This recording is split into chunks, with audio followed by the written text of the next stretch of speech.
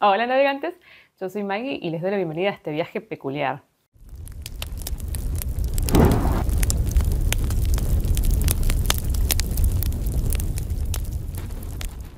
¿Cómo están? Espero que bien. Bueno, no podía dejar pasar a hacer el especial de libros peculiares favoritos. ¿Sí? Este especial tiene que ver con la premisa que me tocaba a mí leer en octubre, que estaba relacionada con el festejo de los 5.000 suscriptores. Y bueno, ustedes me recomendaron un montón de libros que para ustedes eran peculiares. Y bueno, salió votado con pero, impresionante cantidad de votos y dejando muy por detrás a los demás Los recuerdos del porvenir de la escritora mexicana Elena Garro. Esta es mi devolución hacia ustedes, en donde voy a traer, bueno, como siempre me pasa, 10 libros y una yapa. Es que es muy difícil elegir solo 10 libros, de mis libros peculiares favoritos, que espero que también les guste. Hay algunos que, bueno, que si me vienen siguiendo hace mucho ya los conocerán. A los nuevos no, les parecerán cosas extraordinarias, pero también pueden encontrar esta serie, digamos, de libros peculiares en mis videos especiales sobre libros peculiares que también pueden ver en el canal. El primer libro que les propongo es Facsímil, del escritor chileno Alejandro Zambra. En cada libro voy a explicar un poco por qué me parece peculiar. En este caso es la estructura de este libro, que está basado en los exámenes de admisión de las facultades en Chile. Por lo tanto, tiene un apartado que tiene que ver con lengua, por ejemplo, el uso, voy a decirles algún apartado, el uso de hilativos. Otro apartado que tiene que ver, por ejemplo, con eliminación de oraciones. Empieza con, bueno, plan de redacción, término excluido. Son los famosos multiple choice que hay algunas universidades o muchas universidades que usan. Y su estructura, la estructura de este libro, de las historias de este libro, tiene que ver con eso. Es genial.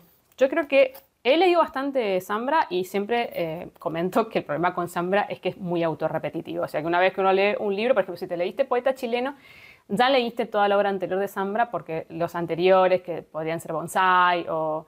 ahí se me fue ahora, ¿cómo se llama el otro? Que viene junto con Bonsai, La vida secreta de los árboles, creo que algo así.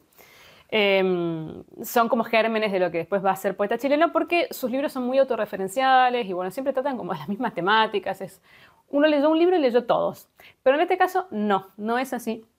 Si bien las historias dentro del libro tienen que ver con este mundo, digamos, de Zambra, cómo están estructuradas, la manera en que están contadas es genial. Es un libro con muchísimo humor, pero sobre todo mucho humor sarcástico y de una gran crítica social, porque en realidad lo que está criticando es el hecho de que en Chile no se pueda acceder a la educación pública y gratuita, y sea a través de educación, bueno, por supuesto, de escuelas privadas o universidades privadas que muy pocos tienen la suerte, digamos, de poder cursar. Es un libro además que habla de muchas otras cosas sociales. Si uno leyó Zambra, más o menos va a saber qué se va a encontrar en este libro, pero la forma que tiene de contarlo es espectacular. El siguiente libro que les voy a proponer es Niebla, del escritor español Miguel de Unamuno. Este es un libro muy especial, primero por la fecha en que fue publicado. Originalmente se publicó en 1914, después tuvo una revisión en 1928, pero principio del siglo XX. Y es una novela totalmente disruptora, rompe absolutamente con la estructura de la novela. Y lo que se cuenta dentro de una novela es una novela existencialista, absolutamente. Pero además es una novela donde se rompe la cuarta pared, como se dice, que es que aparece el autor como parte, digamos, de la narración. Y el protagonista se rebela contra ese autor. Es muy interesante, es una novela que tiene muchísimo humor. La historia en sí no es tan importante como todo lo que cuenta a través de esa historia y todas estas reflexiones existenciales que surgen y se desprenden justamente del hecho de que un personaje de repente se pregunta si existe por sí mismo, ¿no? ¿Qué es él? ¿Él es una creación del autor? ¿Es una persona por sí misma? ¿Tiene existencia? No. Bueno, este tipo de novelas existencialistas que se dieron mucho a principios del siglo XX también las vamos a ver en Pirandello, que a mí me parecen súper interesantes. Y en el caso de Niebla, no solamente me pareció interesante, sino que me pareció divertida, realmente. Está narrada muy amenamente, o sea, no es una novela pesada, porque uno piensa existencialismo y ya está empezando a pensar, bueno, filosofía, una rama de la filosofía, vamos a leer un libro pesado, pero realmente no es así, por lo menos fue mi experiencia con ella. Y que bueno, y que el argumento también de alguna manera no está puesto porque sí, ¿no? O sea, no es este tipo de novelas que el argumento da lo mismo porque, bueno, de todas maneras tiene que tratar otras cosas. Si bien es cierto que es más importante de lo otro que trata y no tanto del argumento, el argumento está bien articulado. Y la otra información graciosa es que Unamuno le llamaba Nivola, porque él no consideraba que fuera una novela, sino era una novela de ideas. Bueno, si no han hecho la experiencia, yo diría que la hagan. Yo empecé por este libro con Unamuno y la verdad que me encantó. Sigo con una autora que me gusta muchísimo, que es el caso de Claro Obligado, con La Biblioteca de Agua.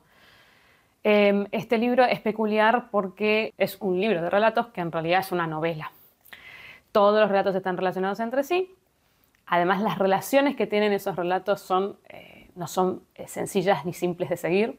Realmente requiere de un lector atento, porque hay relaciones que son hasta relaciones muy mínimas. Por ejemplo, un elemento en un relato que aparece nuevamente en 2 o 3 relatos posteriores. Ni siquiera es que es consecutivo. Y lo otro que tiene de interesante es que esta novela se puede leer de principio a fin o de fin a principio. O sea, la puedes leer en el orden inverso, que va a tener sentido de todas maneras.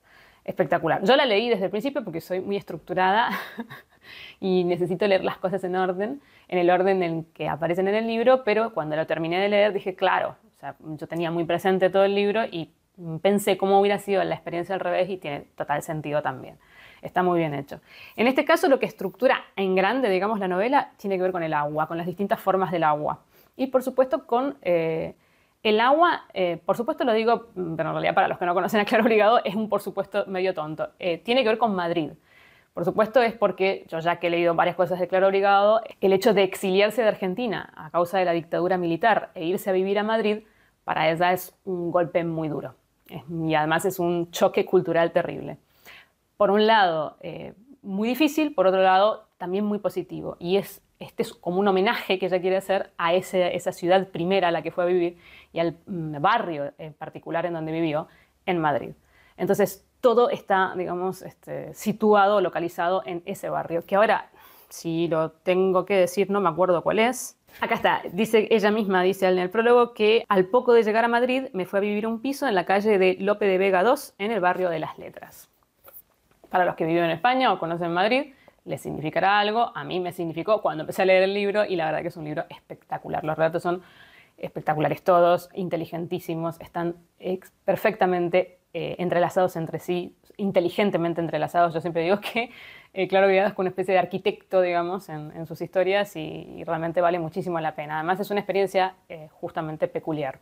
El siguiente libro del que voy a hablar, que acá en Argentina lo tenemos publicado en 2 partes, pero en España se puede conseguir todo en uno, es el caso de El Barrio, del escritor portugués Gonzalo Tavares. Es portugués angoleño, pongámosle así, Gonzalo Tavares. Acá nosotros lo tenemos editado como El Barrio y Los Señores, pero en el resto del mundo, no me acuerdo ahora qué editorial es quien, creo que es Sex Barral, lo edita así, en un único tomo que se llama El Barrio. Este libro es, bueno, peculiar realmente, en el buen sentido de la palabra. Es un homenaje que hace Tavares a sus grandes ídolos de la historia, que no solamente son escritores, son artistas también en general, pero también hay matemáticos, arquitectos, o sea, un poco de todo, filósofos, por supuesto. Y tiene en su mente un barrio justamente ideal en donde vive toda esta gente y convive toda esta gente. Y bueno, cada uno con sus rarezas y justamente sus peculiaridades. Entre todos los personajes yo siempre cito que, bueno, hay personajes que hay cosas que yo no conozco, hay personajes que no conozco, pero además que obras que no he leído de ciertos escritores, etc. Pero hay un personaje que parece que sí lo conozco y lo conozco en profundidad, que es el caso de Calvino. Está Calvino en este barrio.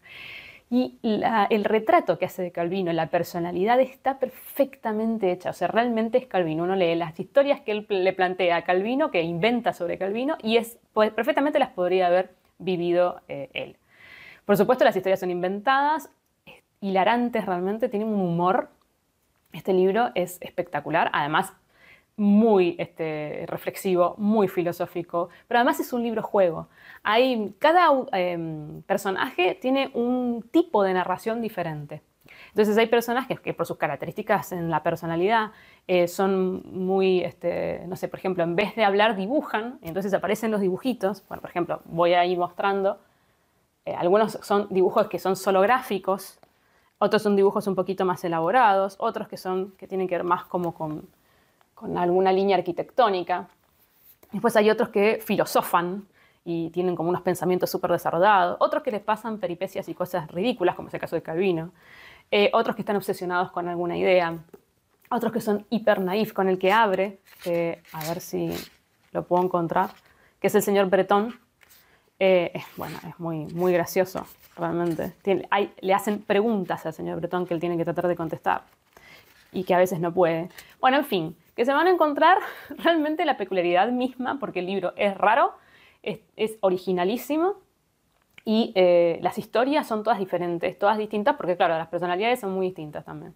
Así que yo lo disfruté, pero tremendamente.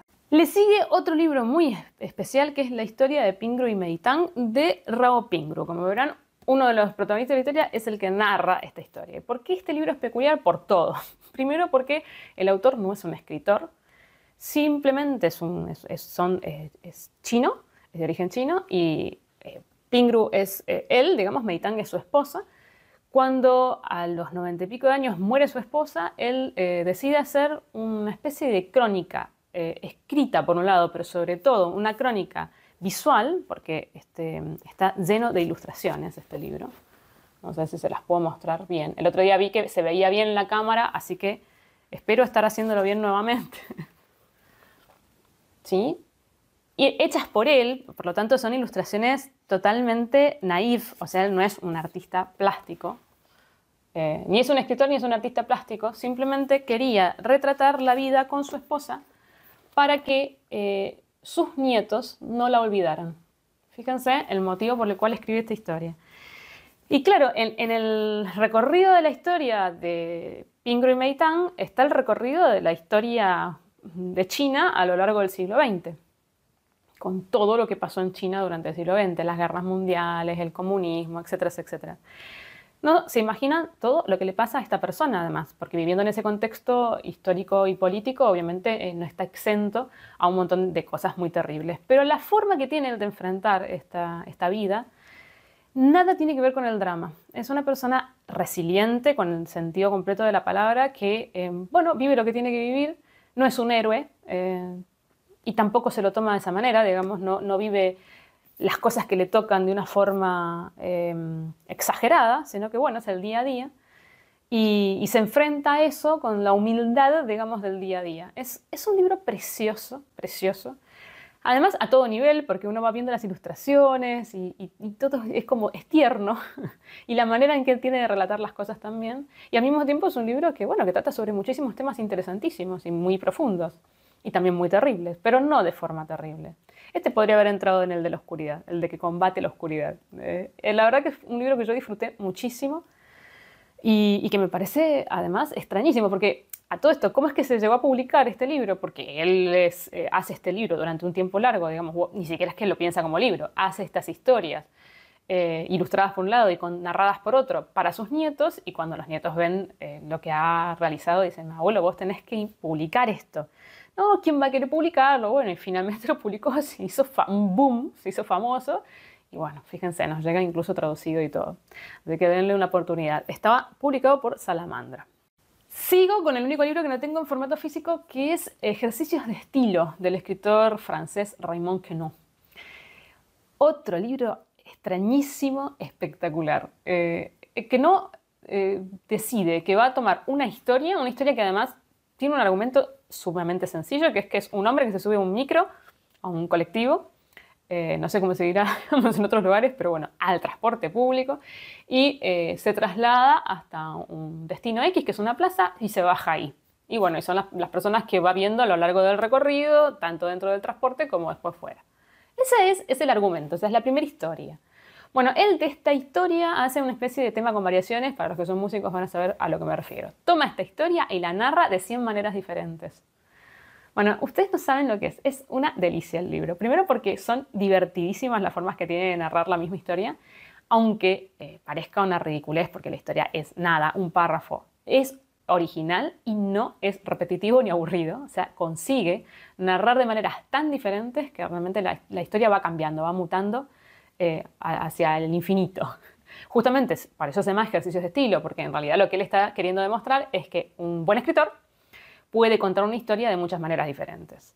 Entonces, incluso hay algunas que son surrealistas, ¿no? que la cuenta con fórmulas matemáticas, por ejemplo, o que la cuenta como si la persona, en vez de ser un ser humano, fuera un cubo.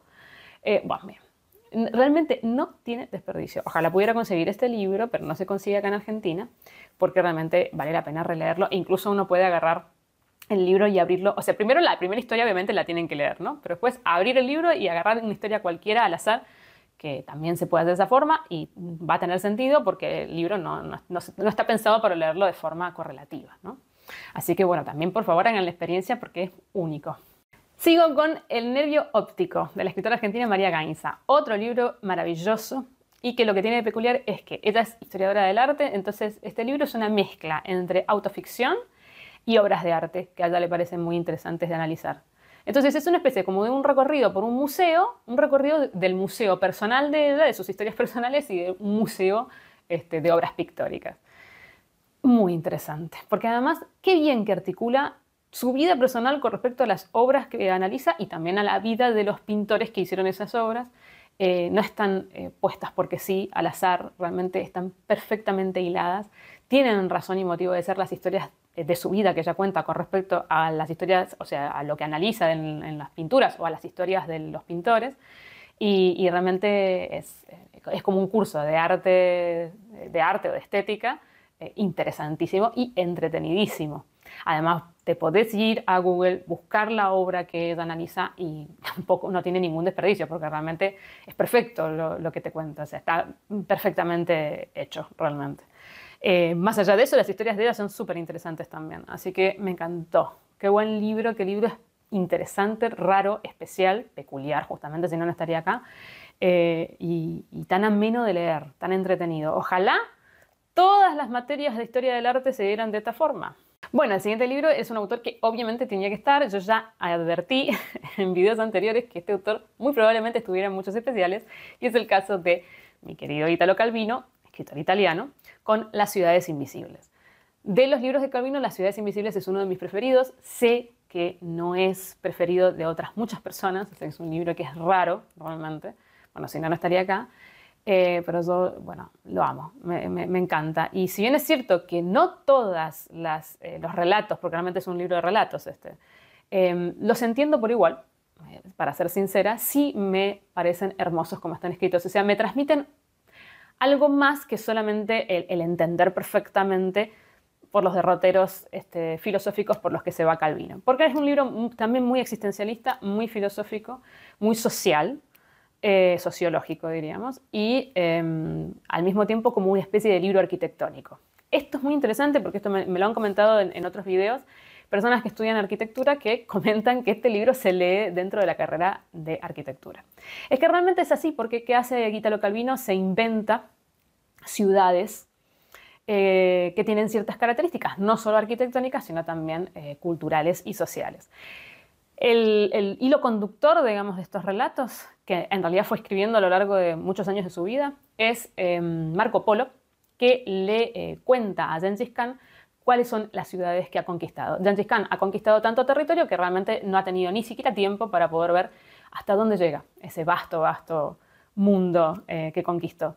Y entonces le pide a Marco Polo que le cuente, que le relate o que le retrate esas ciudades por las que sí Marco Polo ha pasado. Y cada uno de los relatos tiene que ver con esto, ¿no? Es una ciudad inventada. Cada ciudad tiene nombres de mujer. Y además están divididas, digamos, la estructura es que, bueno, hay como una especie de interludio, que son estas conversaciones que tiene Gengis Khan y Marco Polo, pero por otro lado las ciudades están divididas por, ¿qué podría decirse?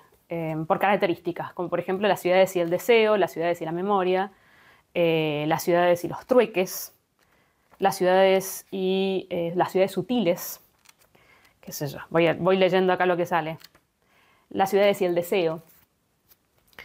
Es un libro bellísimo, poético, escrito poéticamente, bellamente, muy reflexivo, muy profundo, con muchísimas capas. Vuelvo a decir que hay ciertas ciudades en donde me dicen muchas cosas, o sea, que me transmiten a mí muchas cosas, y otras que no me dicen tanto, pero que me siguen pareciendo bellísimas, y que acá hay también muchísimo del lector, porque realmente lo que te signifiquen o no las ciudades, por supuesto, va a tener que ver con uno y con el bagaje propio, más allá de lo que Calvino te quiera transmitir.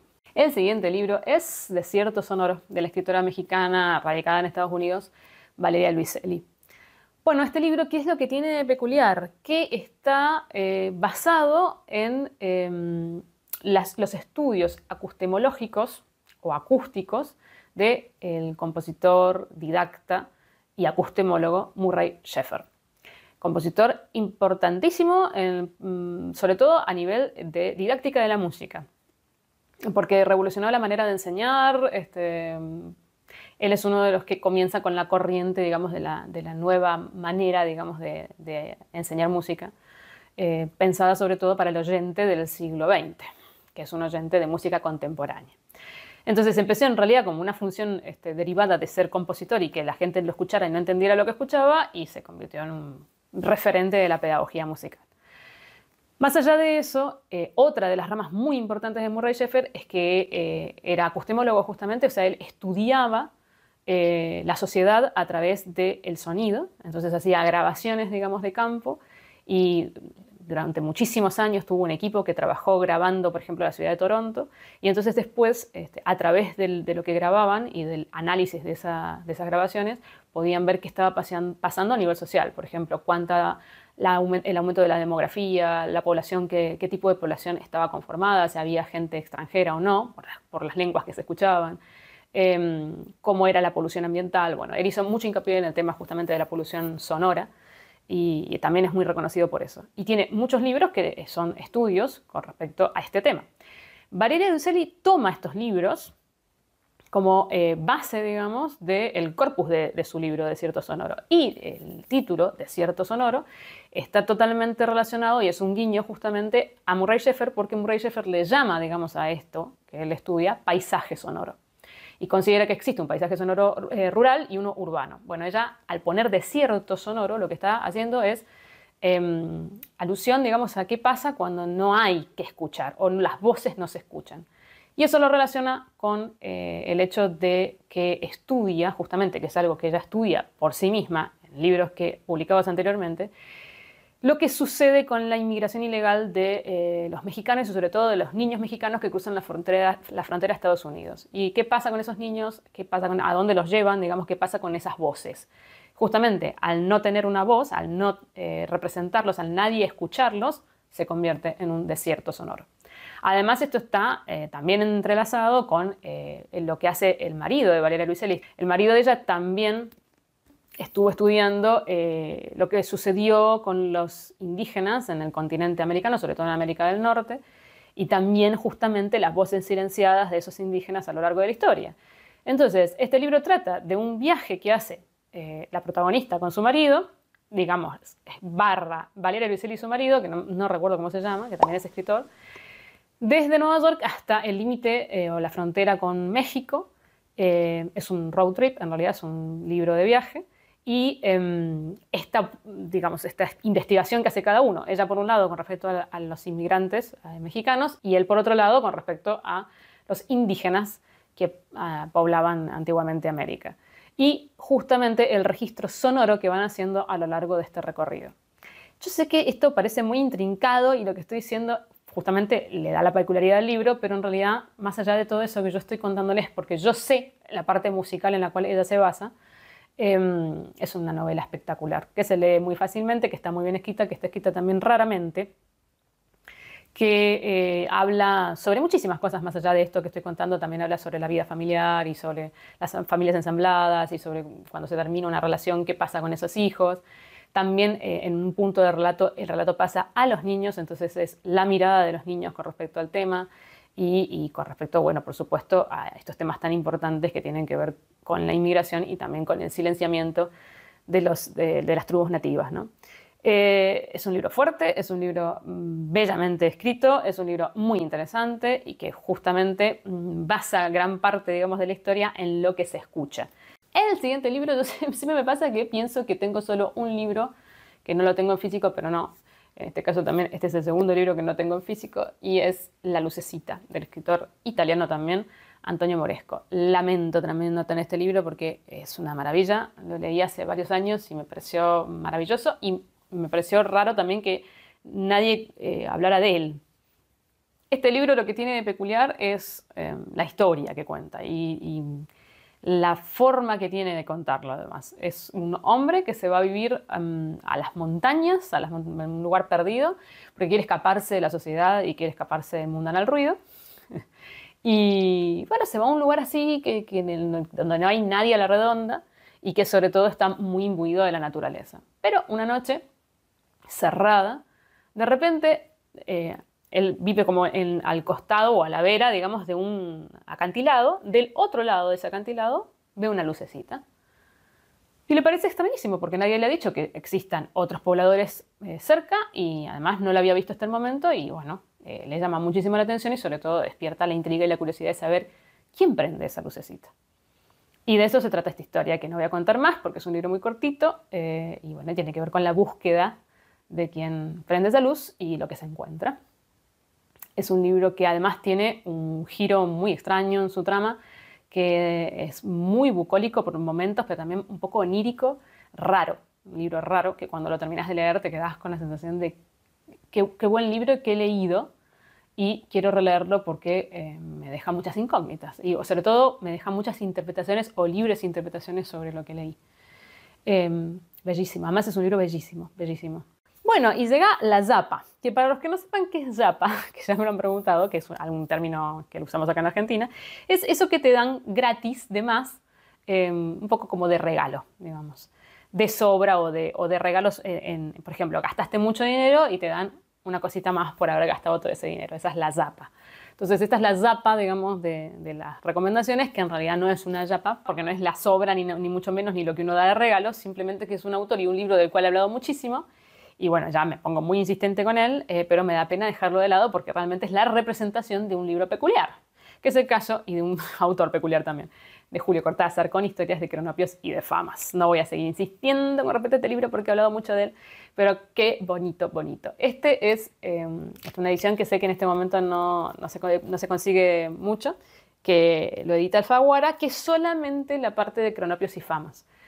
Porque Historias de Cronopios y Famas, que es un libro un poquito más largo, tiene otras partes que no están acá. Y bueno, y está ilustrado y es una belleza total. Amo esta edición. Es un libro bellísimo. Está ilustrado por Helenio Pico. Y las ilustraciones están tan bien con respecto a lo que es el libro, digamos. Porque son igual de naïve, igual de tiernas, igual de, no sé, de extrañas también, de especiales. Que bueno, que realmente vale muchísimo la pena. Yo sé que les doy mucha envidia a los que no pueden conseguirlo, pero es que no puedo dejar de mostrárselos, es que es muy bonito. Espero que se estén viendo bien. Bueno, Cronopios y Famas, que voy a decir que ya nos ha dicho, no voy a volver a insistir con respecto a este libro, pero realmente es un libro peculiar, a todo nivel, por los personajes que lo habitan, por la forma que tiene de narrar, por los tipos de historias que cuenta, por el gran libro juego que es, porque uno además tiene que despojarse de todo lo convencional, digamos, dentro de la literatura para leerlo y jugar junto con Cortázar y bueno, te permite además múltiples relecturas, interpretaciones. Y bueno, de eso también se reía Cortázar porque incluso hay estudios filosóficos con respecto a las historias de Cronopios y Famas y él mismo decía, pero si yo estaba jugando cuando escribí este libro y muchas veces no había un sentido detrás. Y simplemente lo que hacía era probar cómo quedaban ciertas palabras y jugar con la palabra. Y bueno, es muy gracioso ver cómo me analizan. Si pueden encontrar alguna de las entrevistas de Cortázar hablando de Cronopios y Famas, también vale muchísimo la pena, es genial. Así que bueno, obviamente, esta es la yapa, entre comillas, pero como sabrán, es uno de los libros que tienen que leer si les gustan los libros peculiares. Bueno, y ahora sí, hasta aquí hemos llegado con este especial de libros peculiares. Espero que les haya interesado y que me acompañen en el próximo viaje. Nos estamos viendo.